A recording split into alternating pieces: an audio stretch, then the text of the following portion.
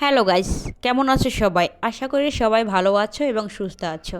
নতুন আর একটি ভিডিওতে তোমাদের সবাইকে জানাই স্বাগতম ও ভালোবাসা। তো ভোর 6টা বাজে ঘুম থেকে উঠেছি আর এখন দেখো এত সুন্দর সেজেগুজে রেডি হয়েছি। কোথায় যাব জানতে হলে অবশ্যই ভিডিওটা শেষ পর্যন্ত দেখতে হবে। তো এখানে দেখতে পাচ্ছ পিরিঞ্চ ওর বাবার সাথে ঘুমিয়ে আছে আর মেঘা ওই পাশে ওর ঠাকুরমা দাদুর সাথে ঘুমাচ্ছে।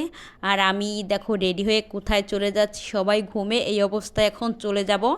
তো সবাইকে অবশ্য জানিয়েই যাব। তো দেখো এখানে আমি আর একটা দিদি আর কি চলে যাচ্ছি উত্তরার ওইদিকে আর কি কিছু দরকারের জন্য। তো দেখো একদম ভোরবেলা ঘুম থেকে উঠেছি, এখন পর্যন্ত তেমন লোকজন আর কি নেই রাস্তায়। তো ভোরবেলা যাওয়ার একটাই কারণ, সবাই ঘুমে থাকবে, মানে মেঘা প্রিন্স চিল্লাচিল্লি করবে না, আর তার সাথে রাস্তায় জ্যামটাও একটু কম থাকবে। আর এই দেখো আমরা আবদুল্লাপুর স্টেশনে নেমে পড়েছি। তো এখান থেকে আবার বাসে করে যেতে হবে। আর এইদিকের তো কি বলবো, সব কিছুই তো আগে থেকেই জানো, রাস্তাঘাটে প্রচুর পরিমাণে জ্যাম। তো দেখো জ্যামে এখন আটকা আছি কিছু সময়ের জন্য, অবশ্য জ্যামটা বেশি সময় ছিল না। তো জ্যামটা ছাড়ার পরে আবার আমরা রিকশায় উঠে পড়ি। তো আজকে আমি আমার দেবরের বাসায় যাব। তো সেখানে কী জন্য যাচ্ছি জানতে হলে অবশ্যই ভিডিওটি শেষ পর্যন্ত দেখতে হবে। আসলে দেবরের বাসা আমি এখন পর্যন্ত চিনি না, তো ফোনে ফোনেই আর কি কথা বলে যাচ্ছি, দেখি আর কি কত দূর চিনতে সমস্যা হয়। এর আগে কখনো আমি একা বের হই নাই রাস্তায়, যদিও মেঘার বাবা সবসময় আমার সাথে সাথে থাকতো। তো আজকে একটা দিদির সাথে আমি বের হয়েছি, তো আমার দেবরদের বাসায় যাব। আর সেখানে দেখো এই মুহূর্তে আমরা চলেও আসছি বাসার ভিতরে। তো সেখান থেকে মানে ব্যালকনি থেকে বাইরের দৃশ্যটা একটু তোমাদেরকে দেখাচ্ছিলাম। তো এখানে প্রচুর পরিমাণে ঘনবসতি আর বিল্ডিং, যেহেতু উত্তরা আর সেক্টরের ভিতরে। এদিকে দেখো আসার সাথে সাথেই আমাদের দেবর আমাদের জন্য আর কি নাস্তা এগুলো রেডি করতেছে। তো একদম ভোরবেলা এসেছি, সেজন্য আর কি কেউই কিছু খেয়ে আসতে পারি নাই। আর এখানে আসতে আসতে প্রায় 8টা বাজে। তো এখন এখানে নাস্তা খেয়ে নেব, মুড়ি চানাচুর, তারপরে টোস্ট, এটা সেটা অনেক কিছু আর কি দিয়েছে দেবর খেতে আসার সাথে সাথেই। তো তারপর নাকি আবার আমাদের রান্নাও করতে হবে। তো দেখো এখানে আমি রান্নাটা বসিয়ে দিয়েছি, পটল ভাজি করতেছি। তার সাথে আমাদের দেবর আমাদের জন্য চীনা হাঁসের মাংস আর কি সেগুলো বের করেছে ফ্রিজ থেকে, সেটাই আজকে রান্না করব। তো ব্যাচেলার ভাইদের বাসায় আসলে এরকমই হয়, মানে রান্না করে খেতে হয়।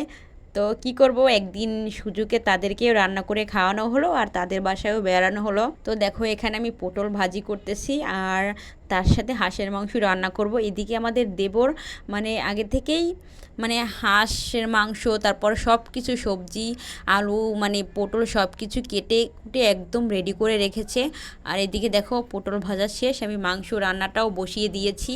আজকে চীনা হাঁসের মাংস রান্না করব। আসলে আমি চীনা হাঁসের মাংস কখনো আগে রান্না করি নাই, আজকে প্রথমবার রান্না করব। যদিও এর আগে অনেকবার খেয়েছি, আমার শাশুড়ি মা এই হাঁস আর কি লালন পালন করতো।